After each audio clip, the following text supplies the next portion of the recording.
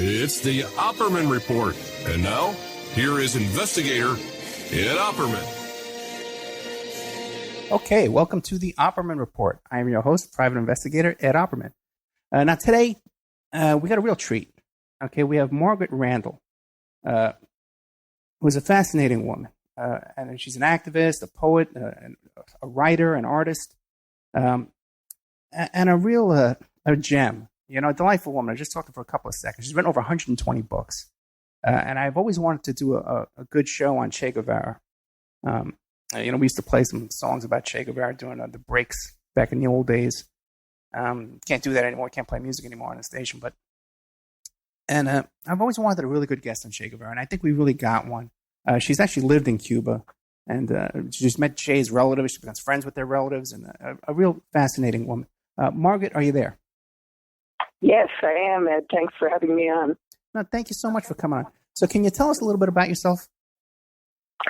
Well, I guess I'd start by saying I'm a woman who grew up in the 50s, who was born in 36, so I sort of came of age during McCarthyism and that era, and then was fortunate enough to branch out, go to New York, go to Mexico, where I spent 8 years, go to Cuba, where, as you say, I lived for 11 years, and then on to Nicaragua, and finally come back to the United States in 84.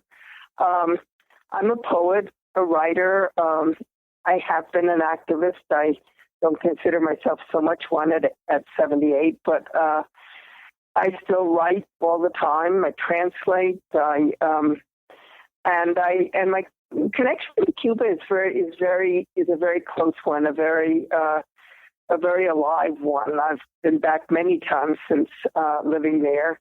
Most recently in April of this year, and watching what the revolution has done and is still doing is one of my fascinations. You know, my mother was born in Cuba, and my mother's 78. Oh.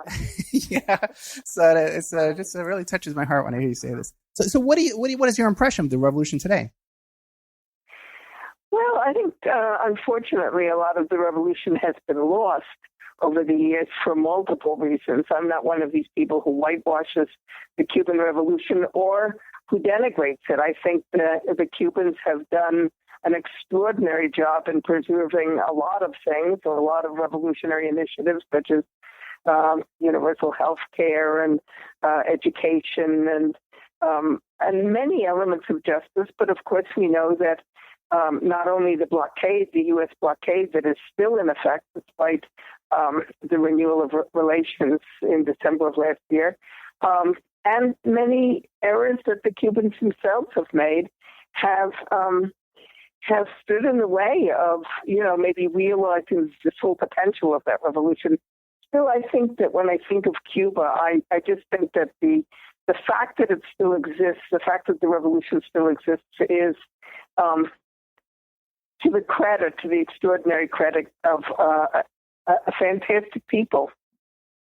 It's so true. There's nothing like the Cuban people. There really isn't. I've never met anyone like my crazy Cuban family. These intense, passionate people. And wonderful in so many ways. Such hardworking, wonderful people with such extreme beliefs and views. And creative and resilient and all sorts of things. I mean, you're right. The Cubans are extraordinary. It really is. It's an amazing culture. It's amazing people. So give us an idea, a little history, because we really brought you on to discuss your book, Che on My Mind, and you have an upcoming event, a symposium coming up here at UCLA on October 17th that I suppose anybody could attend if they wanted to come and see you there, right? Oh, I think so, yes. I think it's open to the public. And it's not my symposium. I should clarify that I'm one of the invited guests, but there are many invited guests. David Kunsel, who's a great authority on Che, is sponsoring it and has organized it. So I think it's going to be an interesting event. If anyone's in that area and wants to drop by, I think it'll be worthwhile. You know what, man? I'd love to go there myself. We'll have to keep in touch on that. So what can you tell us about the Cuban Revolution and Che Guevara? Well, I mean, of course, as most people who know about Cuba know, Che, who was an Argentinian, a doctor, joined up with Fidel Castro in Mexico in the mid-50s and joined his group of revolutionaries, came to Cuba on the ill-fated Granma, the leaky yacht that 80 of them came across from Mexico, from Tuxpan to the Cuban coast on. And few survived the landing. There were various guesstimates, 21, 12, 7, etc. But Fidel and Che and a few others did survive, went into the mountains and began to wage this war, which eventually culminated in January of 1959 with the triumph of the Cuban Revolution. So Che, during that war, became a comandante. He led one of the columns. He became one of the leaders of the revolution. Interesting because he wasn't a Cuban, and in some ways he was an outsider, but in other ways he really ingratiated himself and became Cuban in all the important ways. Che went on to be head of the National Bank for a while, to be Minister of Industry for a while, but his dream was always a dream of continental revolution, continental liberation. And so in the 60s, in the mid-60s, he left Cuba. He went to Congo and was part of a failed revolutionary experience there, and then came back to Cuba briefly, trained, and took a small group of men and women to Bolivia, where his intention was to build a revolutionary force that would be able to be important in the liberation of the continent. And as we know, that ended badly. In '67, he was murdered by Bolivians, but of course on the say-so of the CIA. And many people think that was the end of that. I don't happen to be one of them, and that was part of what motivated me to write this book, Che on My Mind.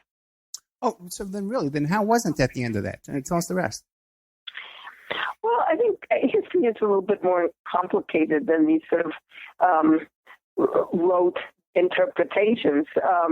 If we look at Latin America today, if we look at Bolivia, for example, which has a very progressive government, Evo Morales' government, many years have passed since Che's guerrilla, but I think that a line can be drawn, an important line from those years of Che's struggle, and even before that, of course, the Bolivarian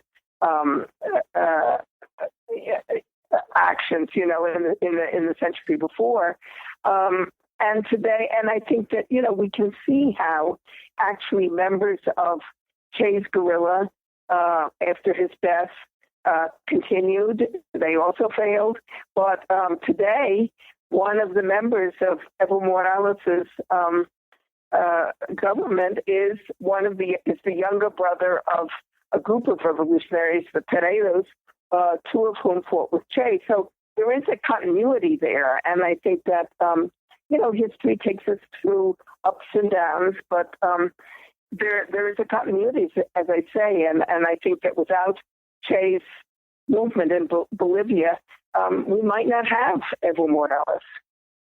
Very interesting. You never hear that. Now what about? Do you think that the Bolivian action was always described as an unpopular with the Bolivian people? But do you think maybe it was more that the CIA by that time was more organized and active and able and still on a tear over their defeat in Cuba? That's what was the cause of the fail of the uprising there. I think that basically the cause of the failure was bad logistics, bad materials. The CIA were very strong in those years. But also, I think it's important to distinguish between, I think it's too easy to say Bolivians weren't in favor of that. Some were, some weren't. I just read this morning a little bit of a very interesting book by Peter McLaren about Che and Paulo Freire, in which he mentions that in Valle Grande, the area where Che was murdered, peasants even today have a prayer to Che's soul, asking Che's soul, for example, to save a sick cow. So, I mean, I think there's a mystique, and I think there are people in Bolivia who very much appreciate Che, and others, of course, it's a class society, so others don't. But I think it's too simplistic to say that the people didn't. He didn't have support in the immediate area. That's absolutely true, and I think that was one of Che's failures, was that he went into an area where he didn't really know the culture. He didn't know the language. These were indigenous people who didn't even speak Spanish, who had their own languages. And so, I think that was an error. And I think when we look at Che, it's important to demystify him. There's this one level where, the T-shirts and the coffee mugs and so forth. And that it's commodity-oriented capitalism, but it also has a meaning for people, even people who don't understand who Che was. So that's one level. But if we want to go a little deeper, we have to look at the man. We have to look at him in all his humanity, with his brilliance, with his errors, with his, with all the aspects of his personality. Very interesting. So why don't you describe some of his brilliance? Well, he was an unusual human being. He was, first of all, and I put this out in my book because I think it's one of the most important things, he put his actions where his mouth was. He was a person who didn't just spew a line, he followed that line to death. So, I think that's quite unusual in today's world, that people be willing to stand up for what they believe in the way that he did. So that's one of his aspects that attracts me. He was also multifaceted in his reading and his study. He loved art. He loved languages. He loved math and science, astronomy, anthropology. I mean, he was widely read. He often carried books of poetry in his backpack in the guerrilla, occupying space that could have been used for weapons or for medicines. He was asthmatic. He was he needed his asthma medicine to survive. So those are aspects of him, of his life that interest me. He was a pure human being in the sense that he was, he believed in justice. He worked for justice, but he never asked of anyone anything that he wasn't willing to do himself. The problem for many people was that he was willing to do so much. There are infinite stories about his time in Cuba when he was at the head of the Ministry of Industry. And, he expected people to work an 18, 20-hour day, and not everyone is capable of that. So he had those sort of superhuman qualities of energy and commitment that we don't often see also.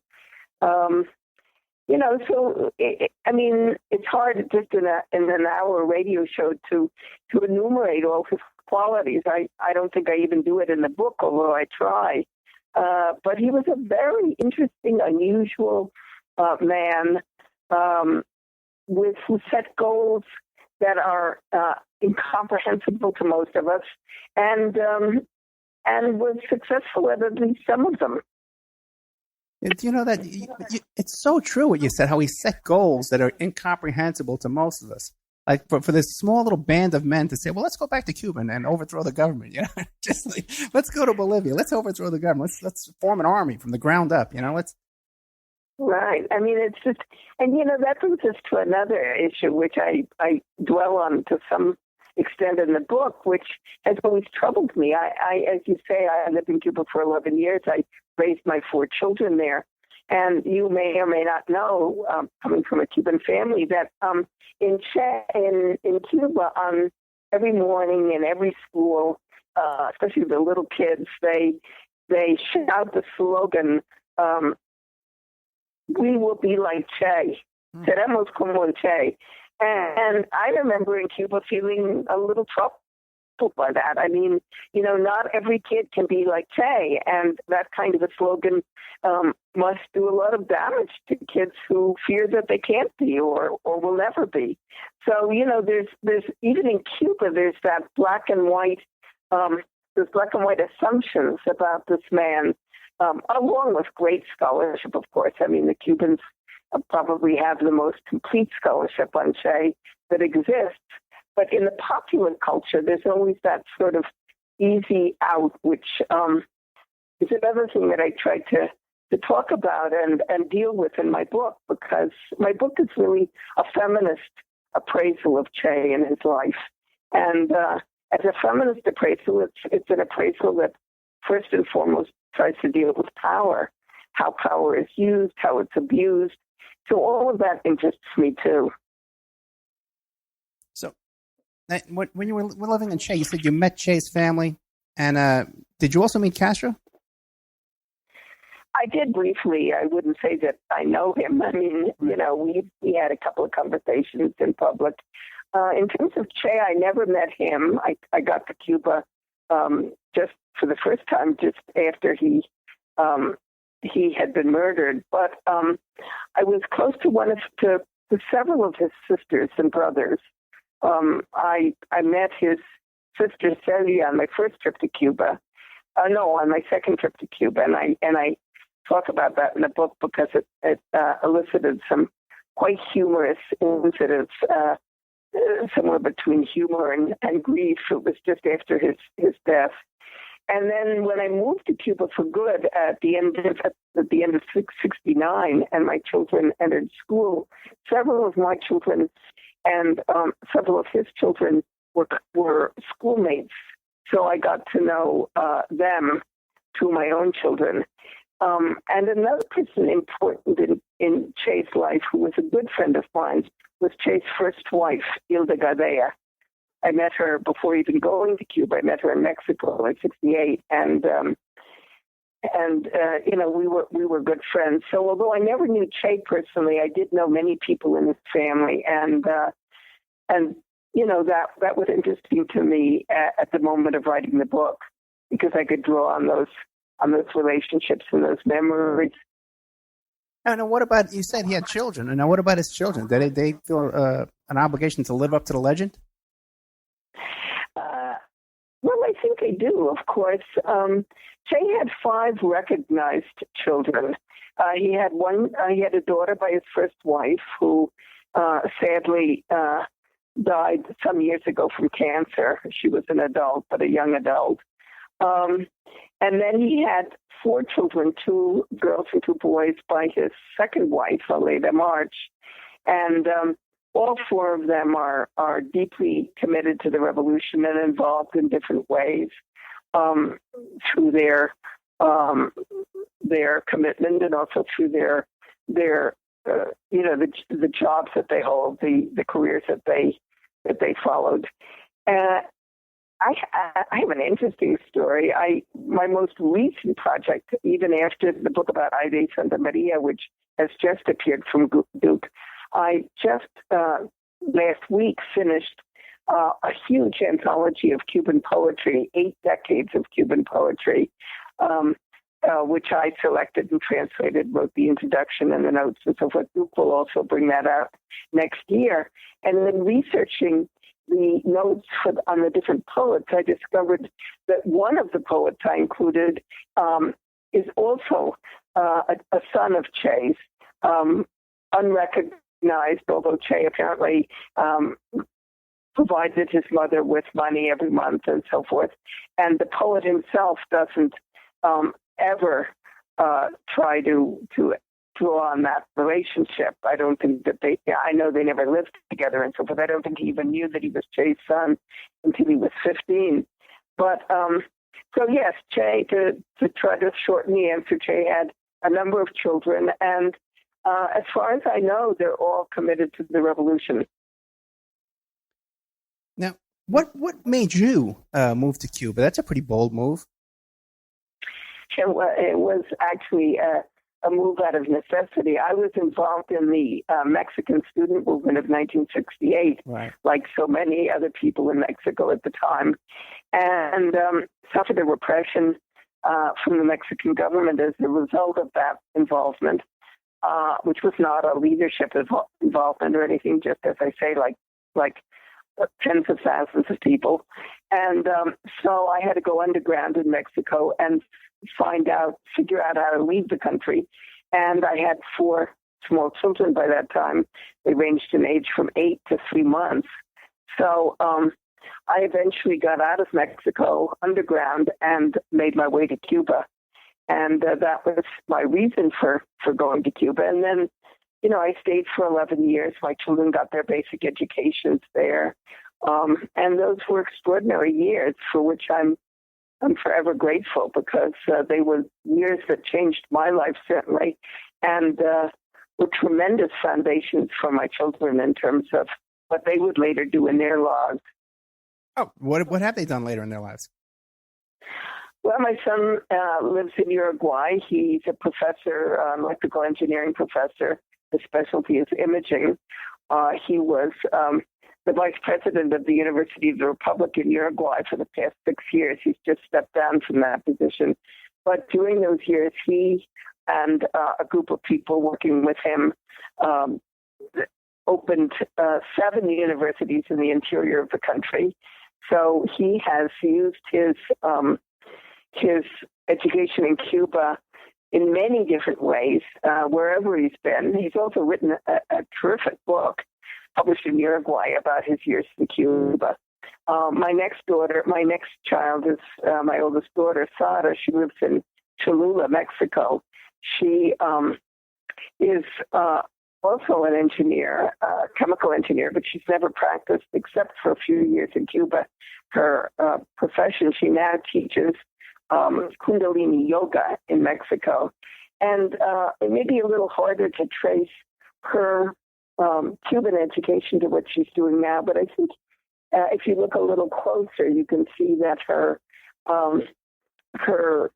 initiative, her curiosity, her intellectual curiosity, and her courage in changing her profession in midlife, she's in her 50s, can be traced to Cuba. My next daughter, Jimena, is also lives in Mexico, but in Mexico City, and she too has embarked on new adventures at midlife. She's a chef.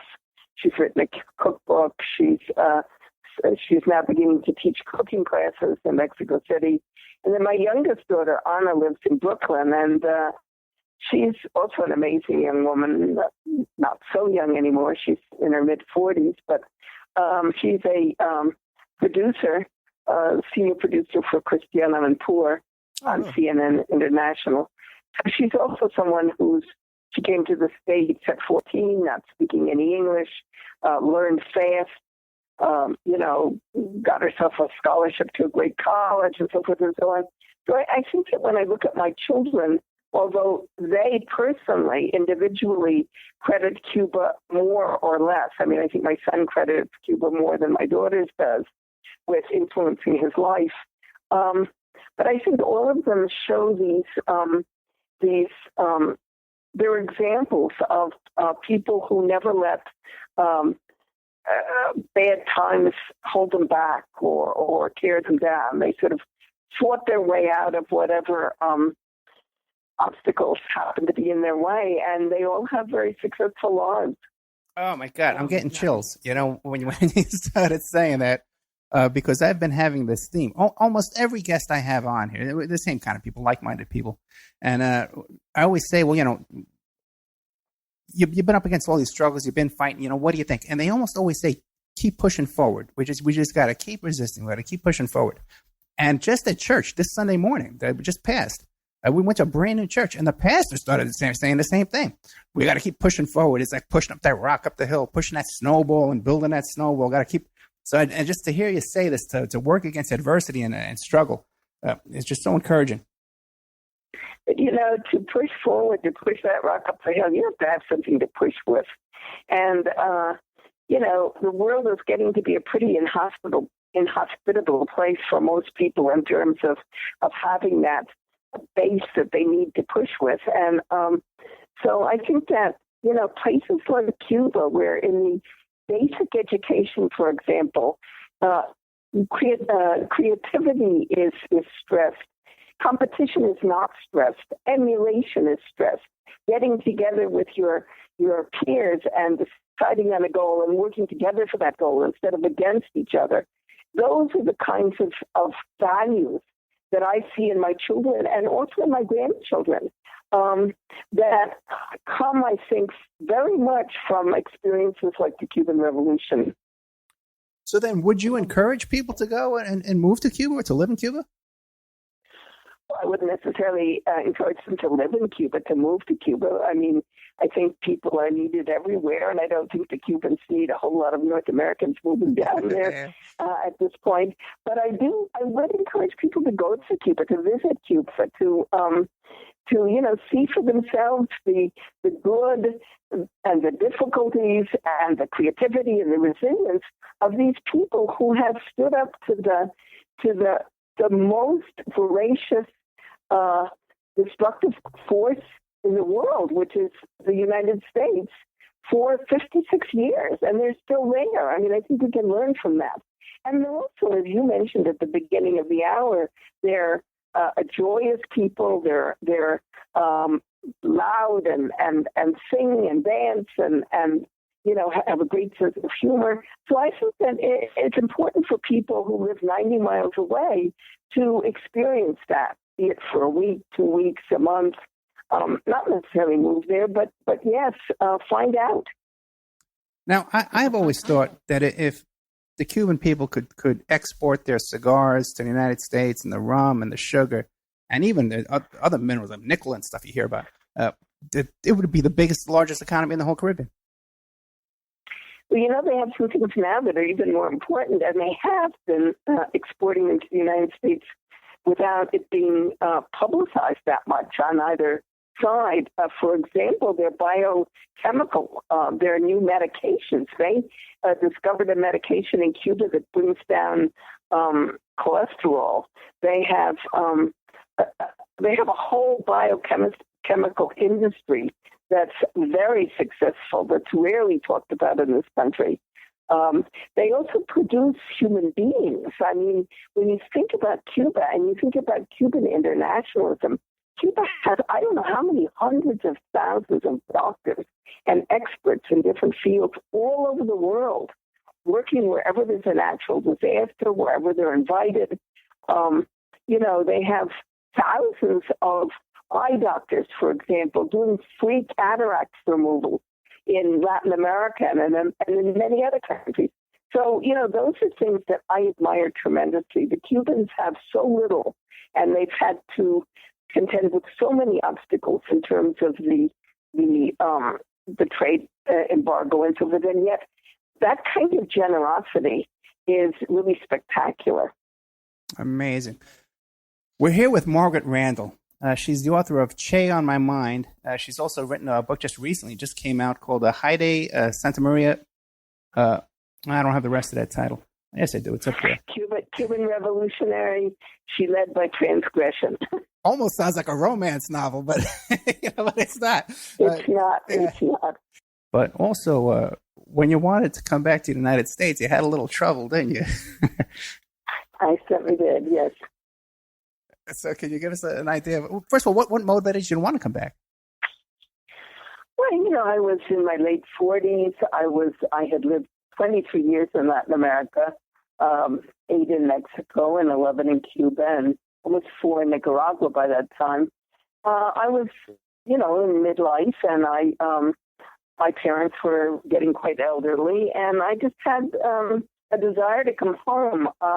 I think that the fact that I'm a poet, I write in English, I've always written in English, that had something to do with it. I wanted to have a closer connection to my language of origin, and also a closer connection to my landscape of origin. I grew up in New Mexico, where I live today, And the landscape here, the desert, the mountains, the canyons, are very important to me and very prominent in my work. So it was a combination of all of those things that made me want to come home and spend some time with my family before it got to be too late for that. And my children were grown and basically on their own by that time. So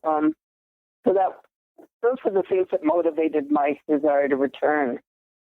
And it was the State Department that didn't want to let you back in? Well, in 1967, living in Mexico and married to a Mexican citizen, I had unfortunately given up my U.S. citizenship, not intentionally. My intention was to preserve it, but in those days you couldn't have dual citizenship. And so in the act of taking out Mexican citizenship, which was a purely economic move, I needed to work to help support my family and so forth. It's easier to get a job as a Mexican and very easy to become a Mexican as the wife of a Mexican. And in that process, I relinquished, or my U.S. citizenship was taken away. So that years later, when I tried to return to the United States, when I did return, I was then a Mexican citizen, and the U.S. Was able then to point to opinions expressed in a number of my books and refuse me entrance under one of the clauses of McCarran-Walter. I don't know if your listeners are familiar with the McCarran-Walter law. It's the Immigration and Nationality Act that was passed in 1952, actually over President Truman's veto. And it has a number of clauses. At that point, it had 34 of them. And one of them was called, in popular lingo, the ideological exclusion clause. That was the clause that they tried to keep me out under. And it basically said that, if you had certain opinions or you had association with socialist, communists, or were a member of a socialist or communist organization, which I wasn't, but, that's part of the clause, you can be kept out. Interestingly, it never barred anybody who was a fascist or had meaningful relationships with fascists, but it was in effect then, and my case lasted for almost 5 years, went through several instances where I kept losing, until I finally won at a level called the Court of Immigration Appeals in 1969, and I did win reinstatement of my citizenship. So those were hard years, but interesting ones. And then you were awarded a grant from the Dashiell Hammett grant for writers victimized by political repression. Right, yes. Very nice. Very nice recognition. And I had tremendous support from many, many thousands of people across this country. So, I'm still very grateful for that. You've had some life. You've had some life. Now, but back to Che Guevara again. What about some of the criticisms, especially when you go online and you read some of the basic overviews? Mass murderer, firing squads, cold-hearted killer. What is your response to those kind of things? Well, I don't shy away from those accusations in my book. I deal with them. It's easy for people to criticize. Che was, in fact, one of the officials in charge of the executions that took place after the Cuban Revolution. These were executions that were sought by the Cuban people. I mean, these were executions of torturers and murderers. As far as I've been able to research, he actually stopped many of them. But, of course, many did go through. But it wasn't that he was a mass murderer. It was that, that was the tenor of the times, and that was what the people of Cuba demanded after the war. I personally am absolutely against capital punishment, and I consider myself pretty much a pacifist today. So, I looked hard and long at those accusations. I think it's a mistake just to go online and look at the kinds of things that people say about other people, because they can say anything at all and get a hearing. But I personally don't find that Guevara was a particularly violent man. I think he was a committed revolutionary who believed that armed struggle was the only way to get justice for the peoples of the third world. And in that struggle, of course, in armed struggle, armed struggle is armed. So there's certainly violence there. Now, if we compare that violence with what's going on today in the Middle East, what the U.S. is doing with its drone strikes, and what ISIS is doing with its horrendous beheadings and so forth. There we're talking about violence that you can't really find a good side to. But I think that you have to look at Che's era in context historically, and I don't believe that he was. I believe that he was actually quite a humanist. Gotcha. And these were extreme times. This was they were right there in the eye of the hurricane with the U.S. government, right off their shirt, Bay of Pigs, and trying to overthrow the revolution. And so many other covert and overt actions. People who talk about Fidel Castro and Che Guevara and others as being violent revolutionaries forget or want to forget that Fidel Castro was a lawyer and Che Guevara was a doctor, and Castro tried a number of legal means for a number of years to change the situation in Cuba, the political situation. These are not people who started out with a gun in their hands. The gun came when the other methods failed. So I think that's something that people should remember. So what do you think of this, the opening up of the relations between Cuba and America right now? In general, I think it's a good thing. And I think it's a good thing because you can't isolate a people forever. I think that the Cubans need relations with the rest of the world. It's an island country, which makes it even more isolated. On the part of the United States, I think it was a brave move by Obama, although I do believe that it's more a change in methodology than in policy. I think the United States would still love to see regime change, as they term it, in Cuba, without really much respect or any respect for what the Cuban people want, or the fact that every country deserves to design the government that it thinks best for it. We can't go on imposing. The United States cannot go on imposing its form of capitalism forever all over the world. So I think it's more a change in methodology than in policy. But again, I think it's a good thing, and I think we need to see how it unfolds. I think the most important thing will be when and if, or if and when the trade embargo is ended, because that's really what has held the Cubans back economically. Now, we have some friends of the show here that are the original Black Panther Party for Self-Defense. And they're concerned that in these negotiations that there could be a possibility that the Castro regime would turn over Assata Shakur back to the U.S. What do you think? I don't think so. I've read that. I've heard that.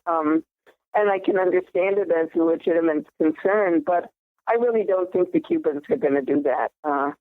The Cubans, as far as I've known them, have never really gone back on their commitments. And I think they have a commitment to Assata, and which I think that they will honor. Okay, well, I would hope so. Oh, boy. Okay, we're here with Margaret Randall. We're down to like the last 10, 15 minutes. What else would you like to tell us? What do you think we should really know about Che Guevara and about Cuba? What should we be doing? No, what should we be aware of? Oh, yeah, what are we even doing? I think, Cuba is of great interest to people in this country. The United States is more and more every day a country of predominantly Hispanic origin. In not too many years, the majority of our population will be of Hispanic origin.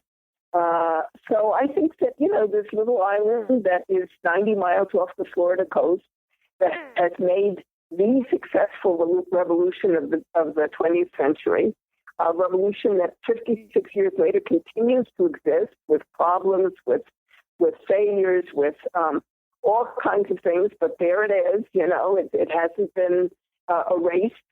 I think that that's an interesting place for people in this country to turn their eyes and their ears and their hearts. I mean, there's also a lot to be gleaned from Cuban culture, Cuban literature, Cuban art, Cuban theater and music. I mean, I think some people in this country are familiar with the vieja trova, the old troubadours in Cuba, or the nueva trova, the so-called new troubadours like Silvio Rodriguez and Sara Gonzalez and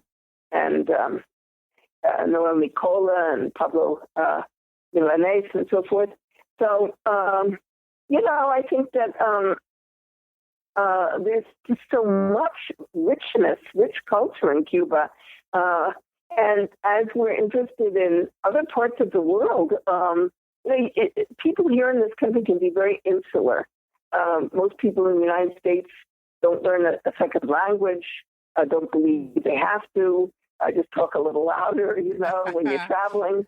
But I think that, people of goodwill, people who are curious, who are interested in other cultures, we have one that's really exciting, 90 miles off our shores. And I think now that it's a little easier to get there and relations have been reestablished, there should be a lot of interest in what's going on there.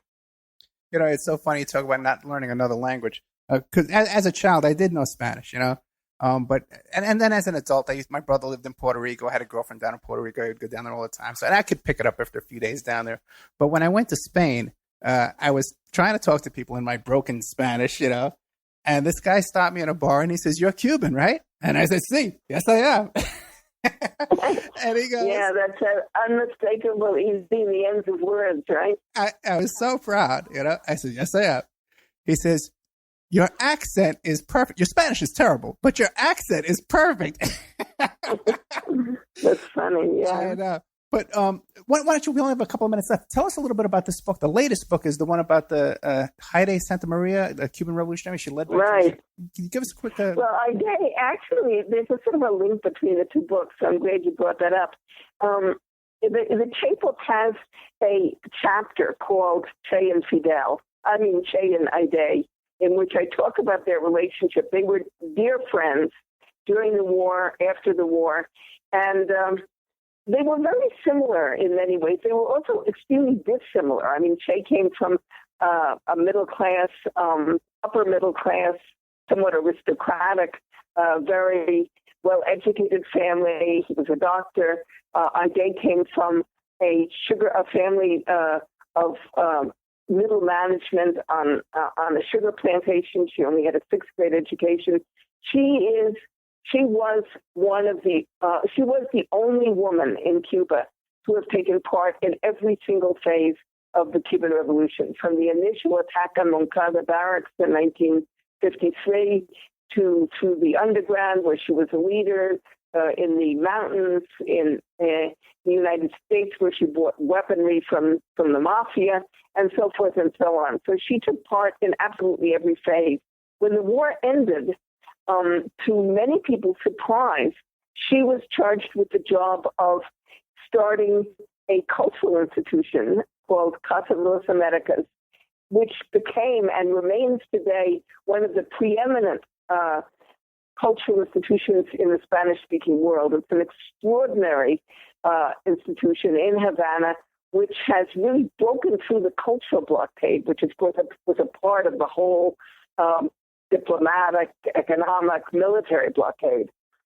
She brought the best art and the best minds of intellectuals throughout the world to Cuba, and she got Cuba art and literature and music and so forth out to the rest of the world.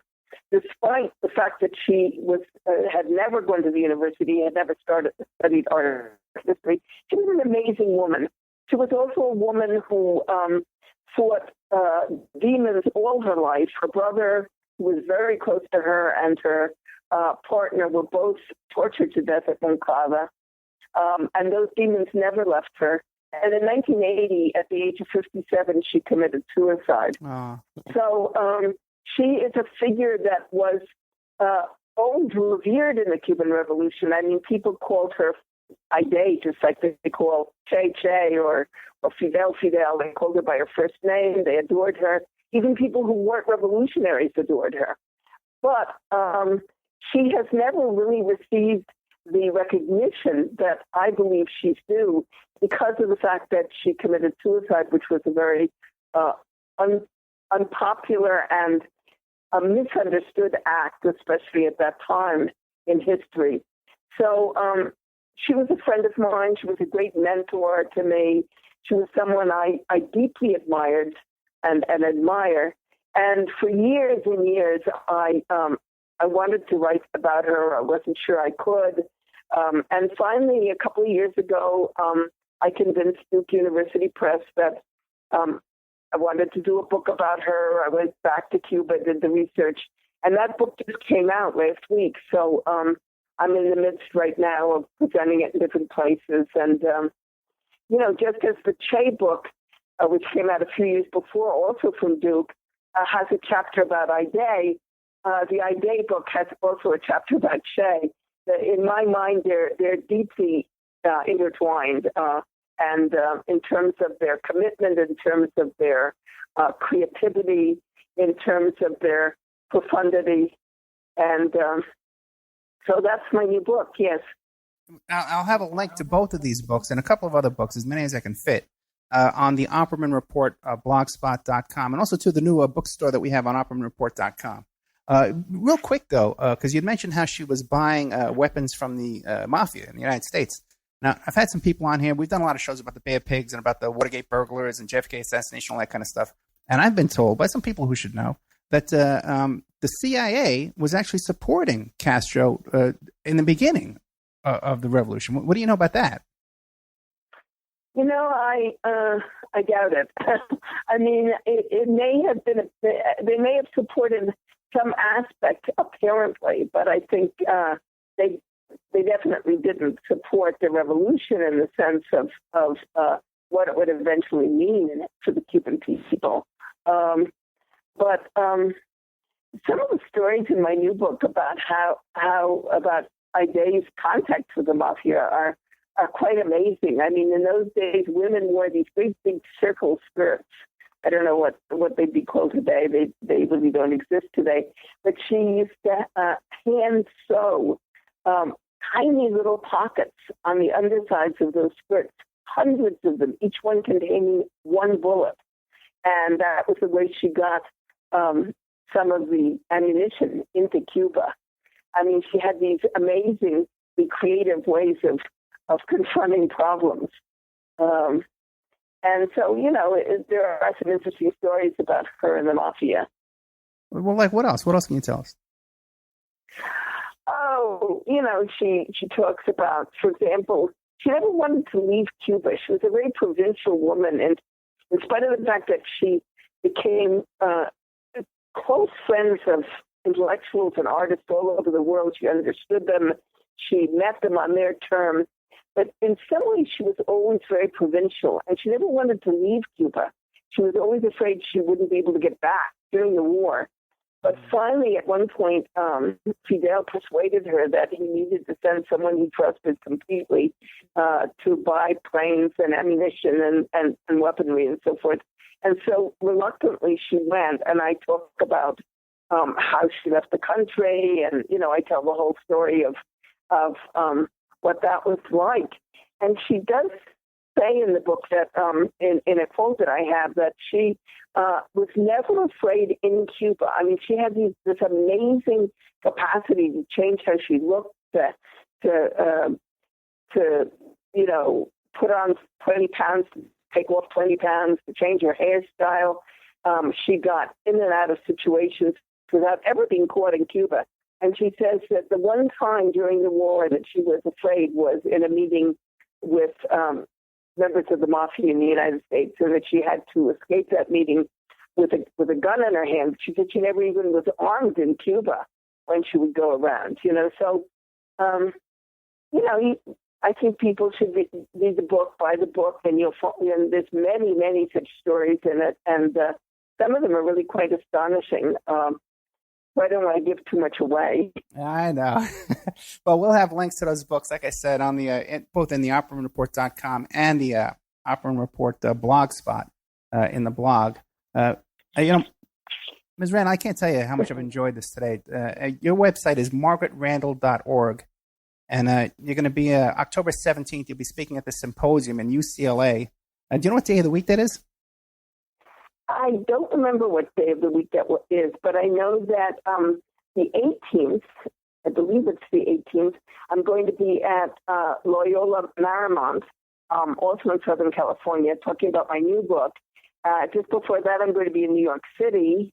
In November, I'm going to be in Washington, D.C. So people should go on my website, www.margaretrandall.org, and all of those events are listed with their detailed times and places and so forth. And I would love to see people there. Okay, great. Yeah, we'll have a link to that too. margaretrandall.org on the operamanreport.com website as well. Margaret Randall, thank you so much. Thank you, Ed. It's been a great pleasure. You've made my day today. I'm going to leave this conversation with a much better mood than I went into it. Trust me on that. Thank you so much for all your service to this country and to the struggle. And thank you so much for being an inspiration to all of us, okay? Well, thank you as well. And I'll be talking to you soon because I want to get you back. Good. Thank you, man. Good. Bye. Bye. Okay, so there we had it. Margaret Randall, fascinating woman. I loved it.